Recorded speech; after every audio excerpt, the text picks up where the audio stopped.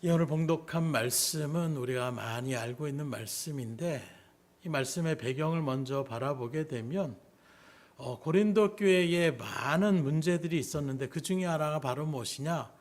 우상 숭배를 드렸던 제물을 먹어도 되느냐, 먹지 않아야 되느냐.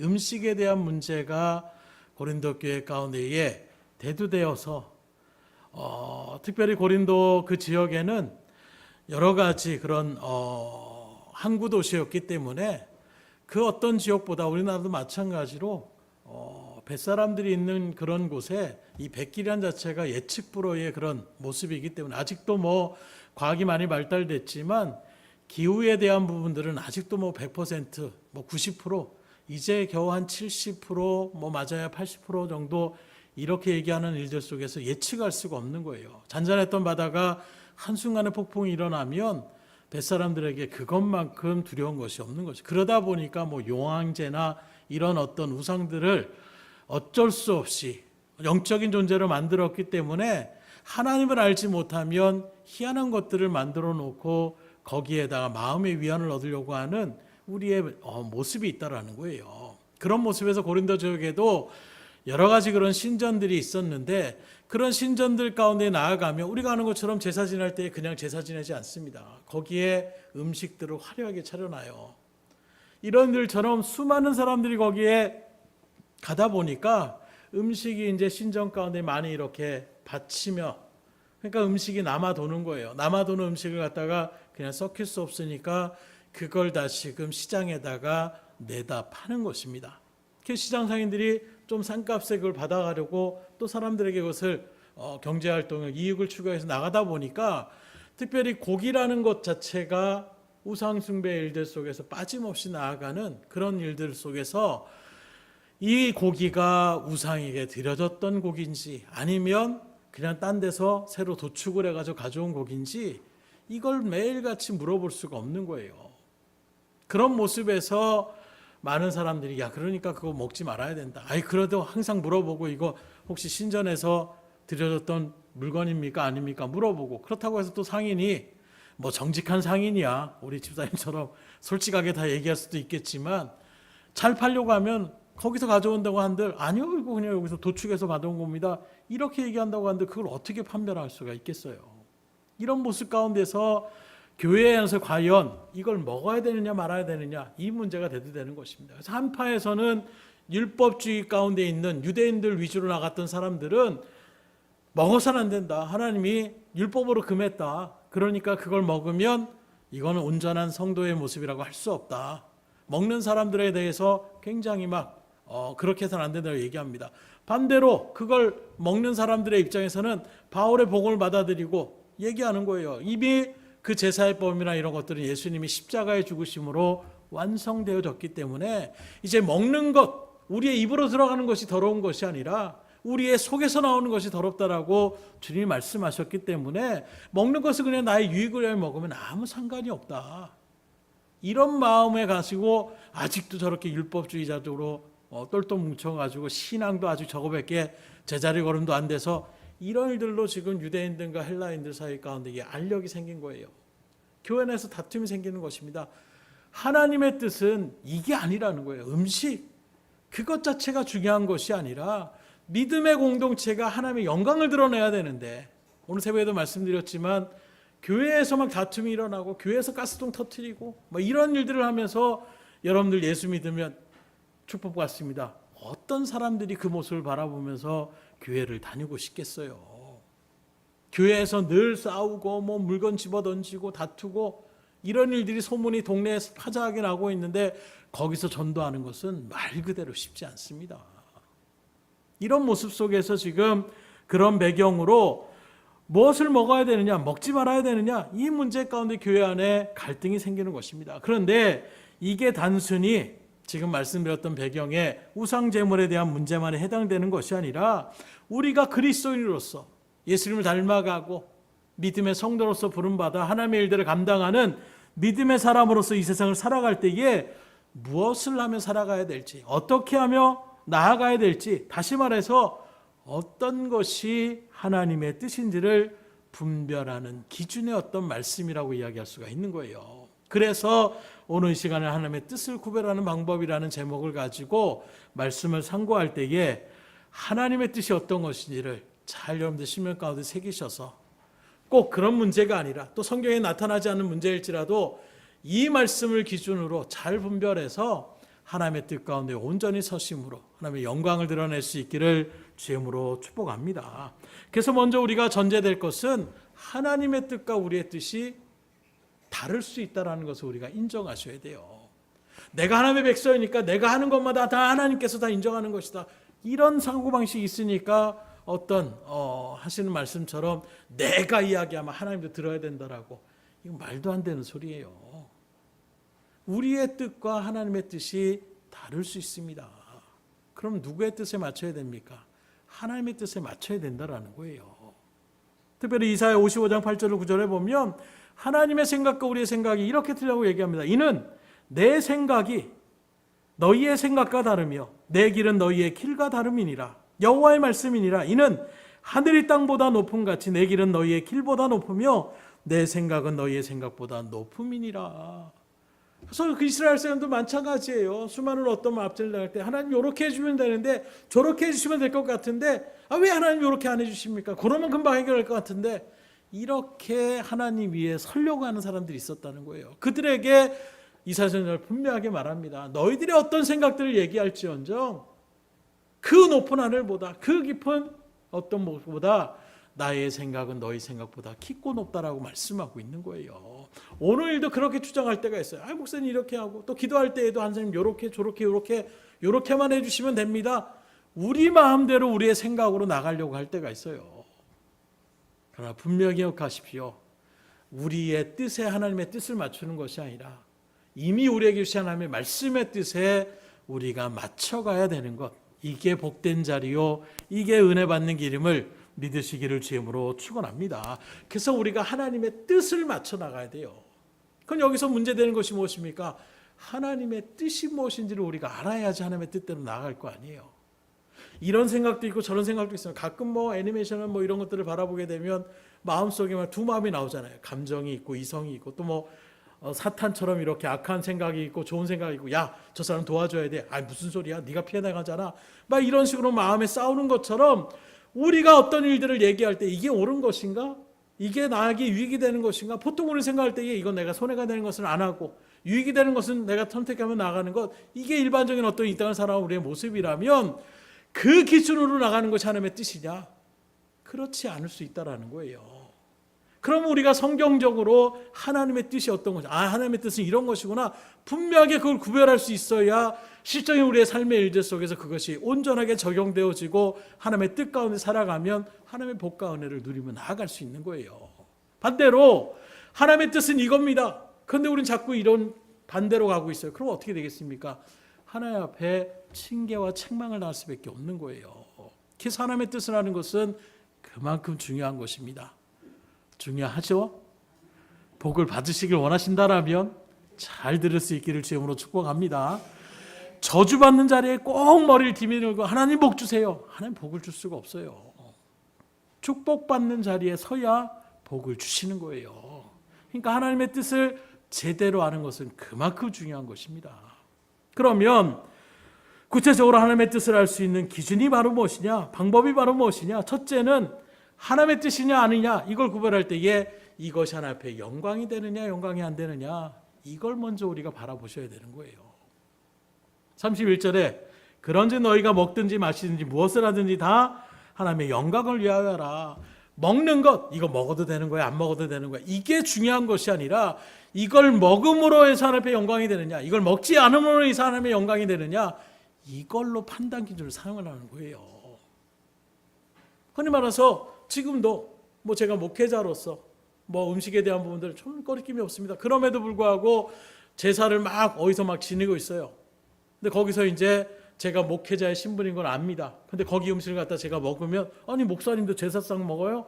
이렇게 이야기한다라면 굳이 거기서 그 사람한테 설명을 하든 그것이 논쟁이 되든 이런 일들 가운데에 뭔가 이야기가 되면 그것 때문에 우리 하나님의 영광이 가려질 수 있다라면 먹을 수 있어도 안 먹는 게 낫다라는 거예요.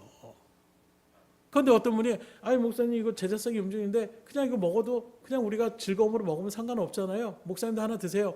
아 그거 먹으면 안 됩니다. 또 이렇게 반응하면 그 사람은 또 얼마나 또 성도들이 무안하겠어요. 그때는 예 맞습니다 하고 먹을 수 있어야 돼요. 이해가 좀 되시나요? 음식이 중요한 것이 아니라 그 일들의 상황 속에서 내가 어떻게 반응하고 행동하는 것이 하나님의 영광을 드러낼 수 있을까. 그래서 우리 김 지사님 말한 것처럼 이전에는 사람들이 모를 때야 상관이 없지만 내가 그래도 하나님의 신학을 공부하며 나가는 일들을 다 이제 공개가 됐는데 다 공개는 아니지만 몇 사람이 됐는데 그 사람이 누군지를 모르는 상태에서 내가 그 사람한테 인상을 쓰거나 화를 내면 그것 자체가 아니 무슨 신학 공부한다고 하나님 말씀한다는 사람이 저렇게 화를 내고 그래. 저 성질로 뭐 하겠어? 저런 사람이 뭐 사역자 하면 어떻게 될 거야? 이런 식의 소리를 들으면 그게 곧 나만이 아니라 교회가 또 하나님에게 영광을 가릴 수 있기 때문에 그래서 어떻게 결단하셨다고요? 다 착하게 선한 마음으로 간 이게 바로 하나님의 영광을 위해 한다라는 거예요. 이해가 되시죠? 그래서 이웃 사람하고도 막 싸우려고 할 때에도 아 이게 하나님의 영광을 위해서 하는 것이냐 내가 여기서 화를 내서 정의를 구현할 것이냐 아니면 내가 좀 그냥 참고 사랑으로 품어줄 것이냐 어떤 것이 하나님의 영광을 위해서 하는 건지를 우리가 분명히 나타나야 되는 거예요. 그래서 제가 부끄러운 고백이 있지만 옛들이라는 곳 아시는 분 알잖아요. 거기 주차하기가 쉽지 않습니다. 그래서 어느 곳에 주차를 딱 하려고 했더니 막 거기 가게에 나와가지고 여기 막 주차하면 어떡하냐고 장사도 안 되는데 화가 나셨던 것 같아요. 근데 말 그대로 도로법상 또 제가 그걸 몰랐으면 예 죄송합니다 그냥 평소에는 했을 텐데 또 어디서 또 주워 들은 게 있어가지고 그건 가게의 어떤 길이 아니라 도로이기 때문에 그 사람들이 주차권을 할 수 없다. 이걸 또 어줍지 않게 알고 있으니까 저도 모르게 아 이게 당신 땅이냐 이렇게 얘기하는 순간 옆에서 손길이 딱 오는 거예요. 당신은 지금 목사님이십니다.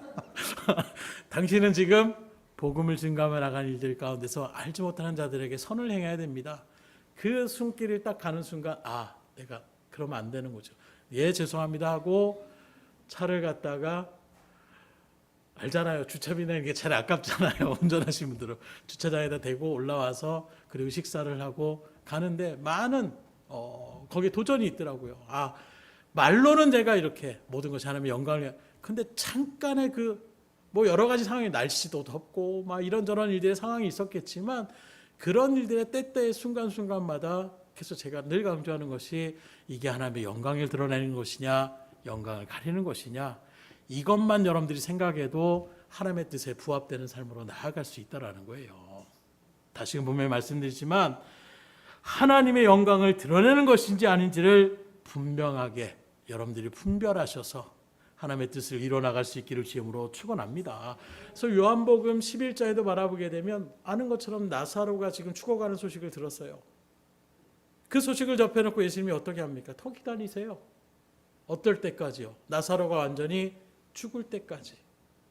그리고 이따가 죽은 지 4일이 지난 다음에 예수님이 거기에 베단에 딱 도착을 합니다. 그랬더니 마리아하고 마르다가 나와가지고 좀 일찍 오셨으면 오빠가 죽지 않았을 텐데 이러면서 막 통곡을 하는 거예요. 그러면서 주변에 사람들도 뭐라고 얘기합니까? 아이고 저가 자기가 사랑하는 사람들은 제대로 뭐 고치지도 못하고 살지도 못하네. 이런저런 어떤 비아냥 소리가 들리는 거예요. 그 모든 소리를 감내하면서 주님께서 늦게 가신 이유가 무엇입니까? 하나님의 영광을 드러내기 위하라는 거예요. 요한복음 11장 4절에 보면 예수께서 들으시고 곧 나사렛의 병을 들으시고 이 병은 죽을 병이 아니라 하나님의 영광을 위함이요 하나님의 아들이 이로 말미암아 영광을 받게 하려 함이라 하시니라. 이건 나사로가 죽느냐 사느냐의 문제, 나사로가 고침을 받느냐 고침을 받지 않는 문제가 아니라 하나님의 영광을 드러내는 일이라는 것을 주님은 알고 있었어요. 실적으로 이 나사로가 다시 살리는 이 사건은 병 고치는 것과는 차원을 달리하는 것입니다. 그것도 잠깐 뭐 기절한 것처럼 몇 시간 있다가 살린 게 아니라 죽은 지 사흘이 지났어요. 사람들이 얘기합니다. 지금 썩은 냄새가 납니다. 왜요? 날씨 자체가 후덥지근한 중동의 그런 날씨 속에서 시체가 금방 부패되는 것입니다. 그러니 나사로가 죽어서 그렇게 동염했다는 것은 기정사실인 거예요. 죽을 병에 걸린 사람을 살리는 것과 죽었던 사람을 다시 살리는 것은 완전히 차원을 달리하는 것입니다. 그래서 수많은 어떤 사람들도 그럴 일들 나타냈지만 나사로를 살리는 이 사건을 통하여 예수님을 죽이려던 무리들도 함부로 대할 수가 없는. 왜요? 이미 수많은 사람들이 이건 보통 사람이 아니다, 정말로 우리의 구원자가 맞다, 이렇게 예수님을 쫓는 사람들이 많이 생겼다라는 거예요. 곧 그가 정말로 하나님의 아들 되심이라는 것을 드러내시기 위하여 나사로가 죽을 때까지, 죽어서 사흘이 지날 때까지 주님은 기다리셨어요. 사실 그 나사로는 어렸을 때부터 예수님과 같이 그렇게 우애를 나눴던, 예수님의 사랑하는, 인간적으로 바라보면 그런 대상이었어요. 그럼에도 불구하고 그의 죽음, 그리고 그렇게 죽었다는 소식을 듣고 또 마리아와 마르다가 슬피 울며 하는 이 모든 것들을 예수님이 모르셨던 것이 아닙니다. 그럼에도 불구하고 하나님의 영광을 드러내는 일이기 때문에 주님은 발걸음을 빨리 움직이시지 않았다라는 거예요. 십자가의 일도 마찬가지입니다. 예수님이라고 예수님 십자가 지는 거 하나도 아프시지 않고 하나도 고통스럽지 않아서 그거 내가 맡기니까 할게, 이 정도의 자세가 아니었어요.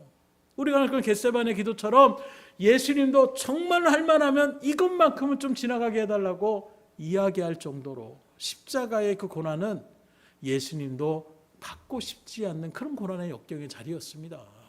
그 무엇보다도 하나님과의 관계가 끊어지는 자리예요.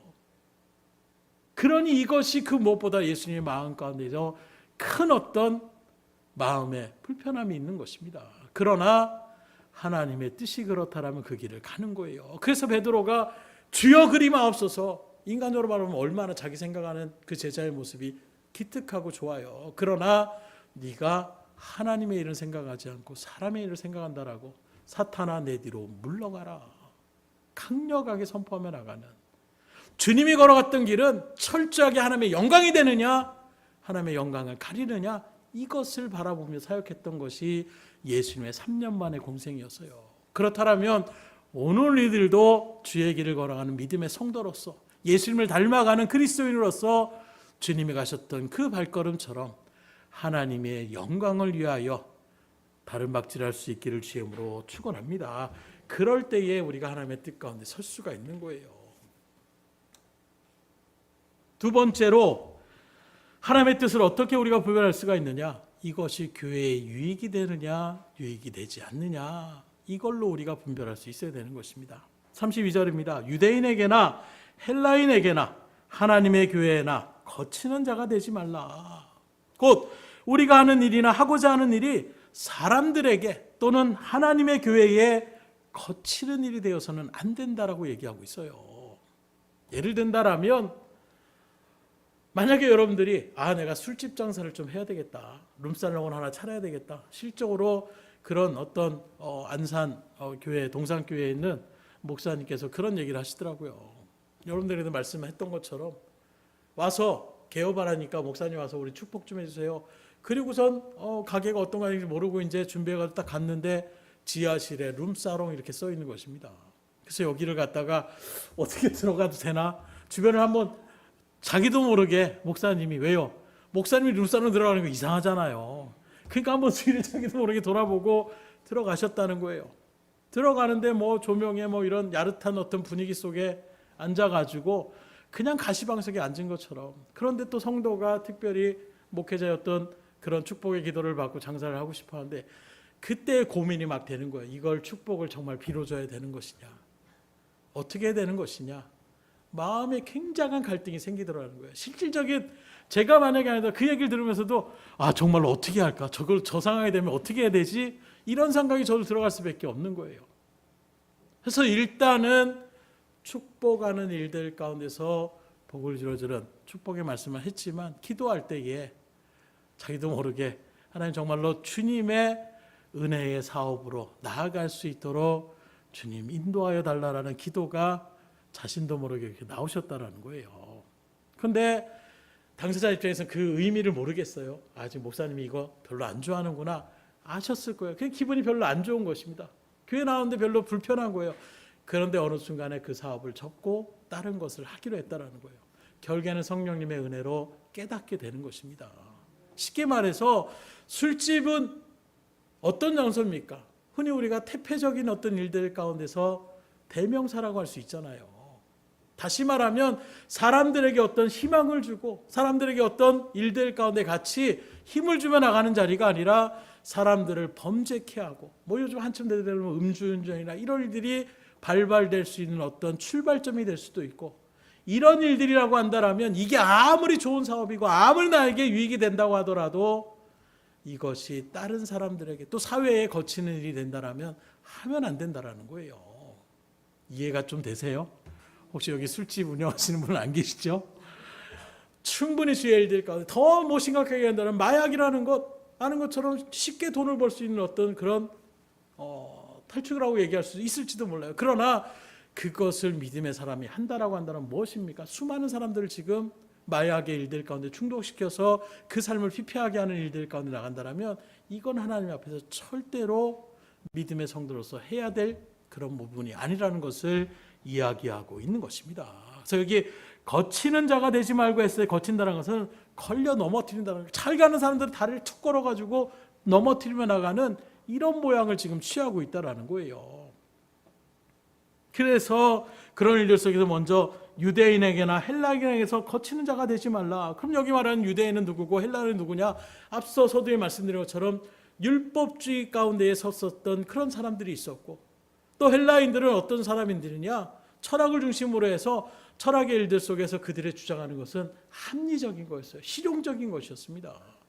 그러니 지금 내가 지금 배고파 죽을 지경에 있는데 이게 뭐 우상이 드리는 음식인데 그걸 먹지 않는다, 받아들이기가 쉽지 않는 거예요. 그냥 음식 그냥 배고플 때 먹으면 되는 거지, 이런 사상으로 갖는 사람들에게는 거리낌이 되지 않는데, 율법주의자들은 너 인마 지금 율법 어기고 하나님이 기뻐하시다는 것을 지금 한다라고 이야기하고 있고, 반대로 헬라파 사람들은 아니 지금 음식을 그냥 음식으로 먹으면 되지 뭐 그걸 갖다 그렇게 따지면서 이런 일들 가운데 서로 지금 거치는 차들이 서로가 되는 거예요. 교회 안에서도 마찬가지입니다. 요즘 새벽에 고린도 전후서나 갈라디아서를 쭉 강의하면서 얘기하는 것처럼 교회 안에서 내가 기뻐할 수 있는 부분이 있어요. 근데 내 기준으로 끝나는 것은 내 기쁨으로만 끝나셔도 상관없어요.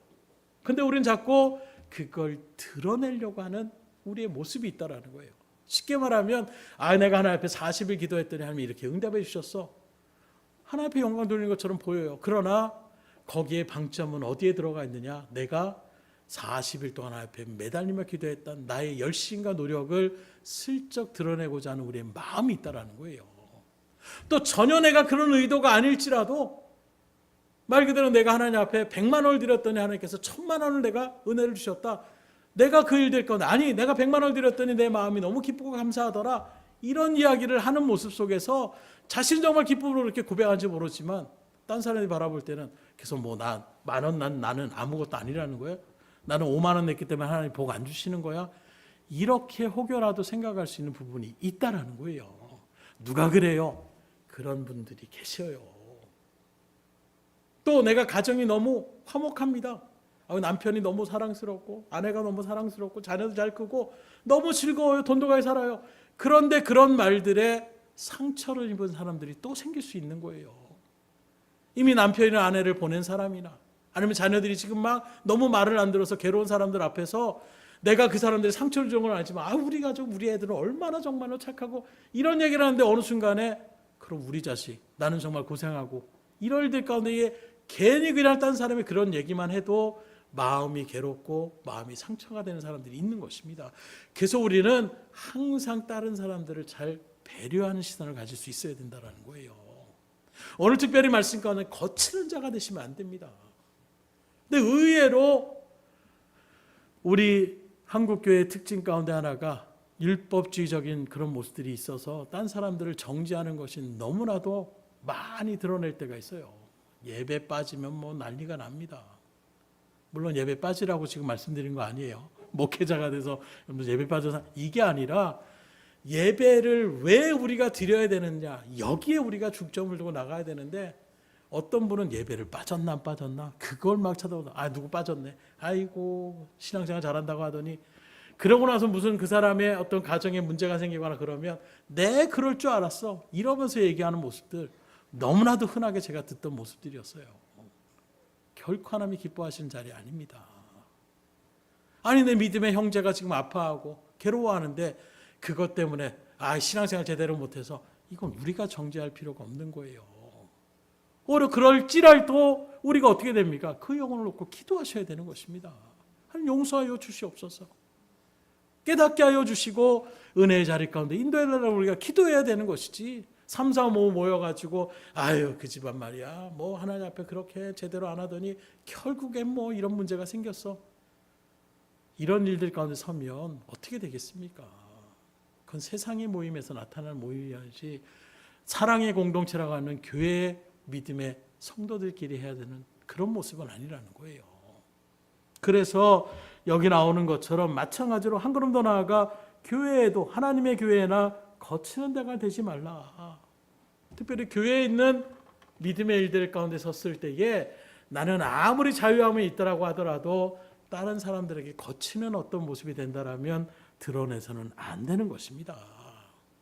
특별히 교회 안에서 주의 일들을 방해하며 나가거나 또 성도들의 상처를 주거나 이런 일들에 서는 것은 여러분들이 정말로 경계하셔야 될 부분이에요. 결국 내가 하는 일이 교회의 유익이나 손해냐 아니면 교회의 덕이 되느냐 그렇지 못하느냐, 이걸 우리가 잘 분별할 수 있어야 돼요. 나에게는 이게 유익이 되지만 그것이 교회의 덕이 안 된다라고 한다면, 세상 방식은 다 그렇게 살아야 되지만 그렇게 하는 일들 속에서 교회가 욕을 먹을 수도 있다는 그런 일들 가운데 있다라면 우린 내려놓으셔야 돼요. 그래서 우리 교회도 최근에 바자회를 했잖아요. 뭔가 이윤을 창출하고자 하는 마음의 발로가 있었던 부분이잖아요. 그럼에도 불구하고 이윤만을 추구하며 나가는, 어떻게 하면 더 뜯어낼까 이런 마음으로 간다라면 어떻게 되겠어요? 그래서 제가 봤을 때 이거는 제가 봤을 때 이거 값어치가 있는데, 근데 제가 막 어떻게 뭐 주관하는 것이 아니었기 때문에 와가지고 뭐 깎아달라니까 그럼 가져가세요. 깎아서 얼마나 막 기뻐하는지 몰라요. 작은 거지만 그런 일들을 통해서 그걸 놓고 이게 10,000원짜리인데 그걸 3,000원, 이거 말도 안 됩니다, 막 이렇게 나간다라고 한다라면 이거 뭐 얼마나 남기려고 저런, 이런 마음보다는 그냥 그 일들 속에서 우리가 베푸는 마음으로 나가도 충분히 우리가 하나님의 일들 가운데 설 수 있는, 그렇다고 해서 무조건 손해보려는 말은 또 아니에요. 잘 여러분들 구별하셔서 어떤 것이 하나님의 일들 가운데서 또 교회에 우리가 유익이 될 수 있는가. 뭐 단적으로 교회 앞에도 우리가 그 주변에 있는데 거기에 일들 속에서 마찬가지라고 막 눈이 오면 눈을 막 쓸잖아요.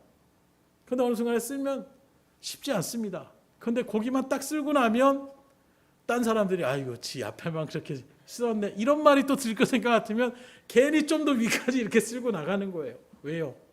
어쨌든 그런 일들 속에서 여기는 교회만 이렇게 얘기하는 것이 아니라 교회가 사랑이 넘치는구나, 교회가 그래도 그런 일들 가운데 서는 것이구나, 한 걸음 더 우리가 내다볼 수 있는 그런 자리 가운데 서는 것을 지금 이야기하고 있는 것입니다.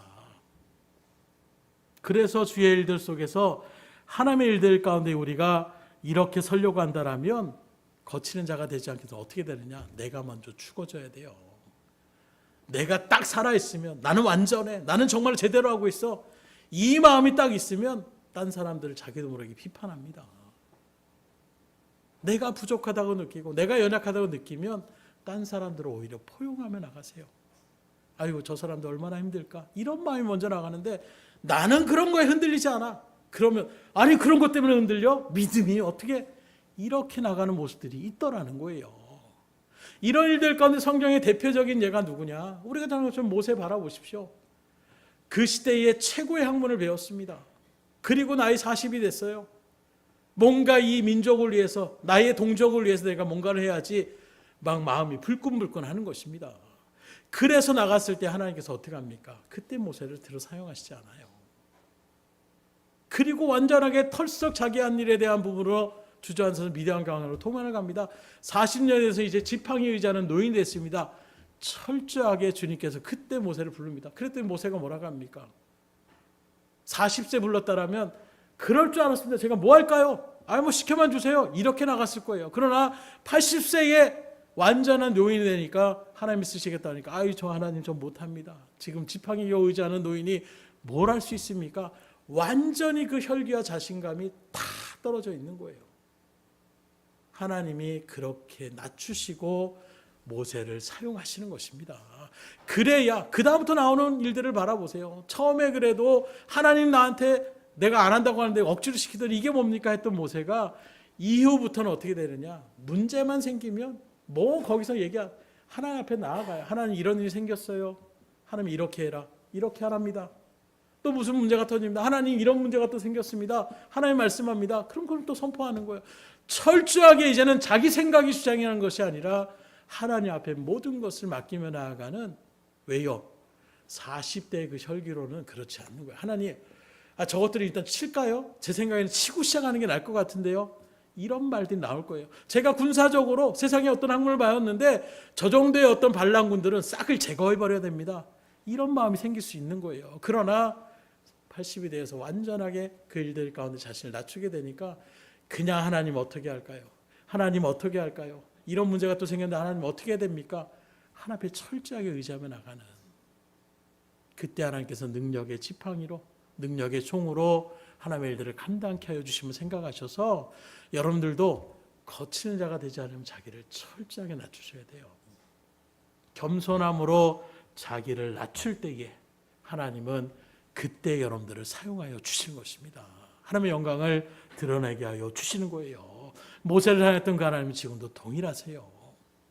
그 시대는 시대상이니까 지금은 좀 똑똑하고 이런 사람들 아니에요. 지금도 마찬가지로 겸손한 자들을 통해 하나님 역사하십니다. 오히려 똑똑하며 나가는 사람들은 자기 자랑에 사무치면 어느 순간에 하나님의 뜻을 거스리고 자기 뜻이 마치 하나님의 뜻이냐, 내 뜻이 하나님의 뜻 가운데 한데라도 하나님이 내 뜻대로, 이런 말들이 나오는 말도 안 되는 모습들이 나타나게 되는 거예요. 왜요? 교만해졌기 때문에.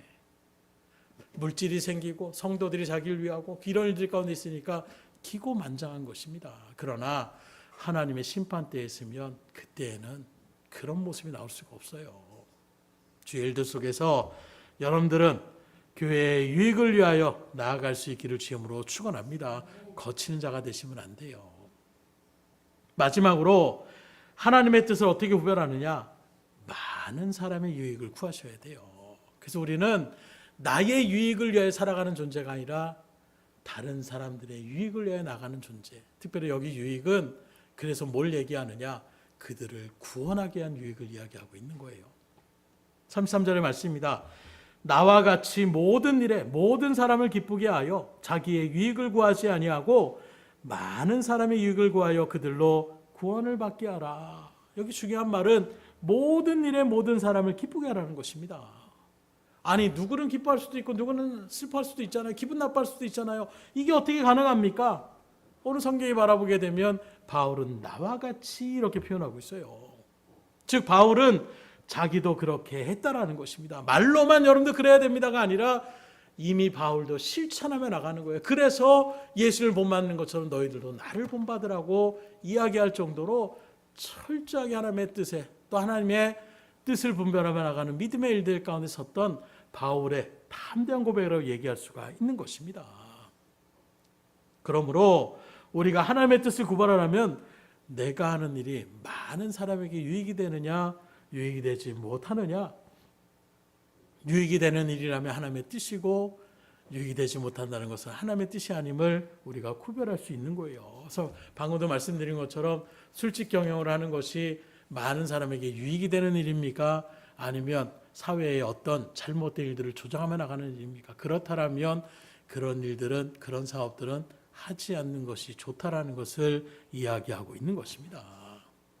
특별히 우리가 명심할 것은 우리 믿음에 구별받은 성도는 내가 아닌 다른 사람의 유익을 위해 살아야 된다는 거예요. 33절의 하반절을 다시 보면 자신의 유익을 구하지 아니하고 많은 사람의 유익을 구하여, 왜 이렇게 다른 사람의 유익을 구해야 됩니까? 그건 그들로 구원을 받게 하기 위해서. 우리의 유익을, 내가 뭔가 이윤을 추구하려고, 아까 바자회처럼 뭔가 내가 남기려고, 교회가 이런 일들이 아니라 그 일들을 통해서 전도의 기회로 삼는 것, 이게 교회의 어떤 바자회의 가장 중심이 되어야 된다라면 하나님이 그것을 기뻐하시는 것입니다. 단지 어떤 교회의 재정만을 충당해서 나가는 그 정도의 한계가 아니라 이 일들을 통하여 교회라는 존재, 또 복음을 제시하며 나갈 수 있는 그런 시간이 된다라면 하나님이 더 기뻐하시는, 하나님의 영광을 드러내는 그런 바자회가, 그런 어떤 교회의 행사가 될 수가 있는 것입니다. 우리 등대교회가 모든 행사가 그런 일들로 진행될 수 있기를 주임으로 축원합니다. 그래서 수련회든 뭘 하든 우리가 양보하는 마음으로 먼저 나가면 은혜가 넘칠 수밖에 없어요. 반대로 내가 하고 싶은 것만 주장해 보세요. 어떻게 될까요? 반드시 분쟁이 일어납니다. 왜요? 다 똑같은 마음이 아니잖아요. 그런데 화가 있는 사람이라고 할지라도 그 사람을 배려하며 나가는 사람들이 여기서 배려하고 저기서 배려해 보세요. 그 굳어졌던 마음도 말랑말랑해져서 이제 자신도 그러한 발걸음으로 옮겨가게 되는 그런 선한 영향력을 맡을 수가 있는 것입니다. 곧 이것이 우리를 향한 하나님의 뜻이고 하나님의 영광을 드러내는 일들 가운데 우리가 쓰임받는 자리임을 분명히 생각하셔서 여러분들도 사람들에게, 되도록이면 내 주변에 있는 모든 사람에게 기쁨을 주며 나아갈 수 있는 여러분들이 될 수 있기를 주임으로 축복합니다. 말씀을 드립니다. 오늘 이 시간에 하나님의 뜻을 분별하는 법을 배웠어요. 어렵지 않습니다. 하나님의 뜻을 구별할 수 있는 것은 이게 하나님의 영광을 위한 것이냐, 영광을 가리는 것이냐. 두 번째는 주님의 몸된 교회에 거치는 삶을 내가 살아가고 있느냐, 아니면 디딤돌의 삶을 살아가고 있느냐. 마지막으로 내 유익을 위하여 살아가느냐, 아니면 다른 사람의 유익, 더 나아가서 그들을 구원의 은혜의 자리 가운데 이끌어가기 위해 내가 발걸음을 옮기고 있느냐. 이걸 여러분들이 잘 구별하셔서 끊임없이 대적마귀는 네가 손해보는 일을 왜 해? 왜 네가 그렇게 해서 쓸데없이 고생을 하고 이렇게 저렇게 우리의 마음을 흔들 수 있어요. 그때 다시금 오늘 말씀을 분명히 생각하셔서 여러분들의 욕심을 내려놓으시고 하나님의 뜻대로 온전하게 서서 내 구진이 아닌 하나님의 영광을 위하여, 교회의 유익을 위하여, 그리고 많은 사람의 유익을 위하여 그렇게 결단하시며 사심으로 하나님의 놀라운 복과 은혜를 충만히 누릴 수 있기를 주임으로 축원합니다. 기도하겠습니다. 하나님, 오늘도 주의 말씀 앞에 우리를 불러주셨습니다. 특별히 믿음의 사람을 불러준 우리들, 놀라운 복과 은혜를 우리에게 주시고자 원하는데 우리가 그 복의 자리 가운데에 서야 될 줄 믿사오니 오늘 특별히 하나님의 뜻을 아는 자리가, 또 그 뜻을 아는 대로 순종하며 지켜나가는 것이 우리에게 유익이 된다라는 것을 같이 나누게 하여 주셨사오니 말씀 들은 믿음의 성도들, 그 말씀 그대로 먼저 분별하는 지혜를 허락하여 주셔서 모든 일을 할 때에 먹든지 마시든지 무엇을 하든지 이것이 하나님의 영광이 되는 것인지를 생각하게 하여 주시고, 교회에 또 사람들에게 거치는 자리에 내가 서고 있는지, 아니면 그 사람들에게 화목의 직분을 받은 자와 같이 화해를 도모하고 기쁨을 주는 자리 가운데 내가 서고 있는지를 살펴보게 하여 주시되, 그 무엇보다도 이 세상은 나의 유익을 위해 살아간다라고 주장하고 있지만 우리는 오히려 그 영혼을 구원하는 심령 가운데 때로 내가 시간적인 손해를, 또 물질적인 손해를, 심적인 손해가 있을지라도 그 영혼을 구하고자 하는, 구원의 길로 인도하고자 하는 그 심령의 발로 나아갈 때 그것이 곧 우리를 향한 하나님의 뜻인 줄 믿사오니 이러한 일들을 진행케 하여 주셔서 더 하나님의 일들을, 또 하나님의 나라를 세우게 하여 주시고 하나님의 주시는 놀라운 복과 은혜를 충만히 누리며 더욱더 하나님 앞에 영광된, 또 하나님의 은혜를, 또 하나님의 영광을 돌리며 나아갈 수 있는, 찬양을 돌리며 나아갈 수 있는 우리의 복된 발걸음이 될 수 있도록 인도하여 주시옵소서. 모든 것을 주님 앞에 의탁드리며 예수의 손 받들어 기도드렸사옵나이다. 아멘.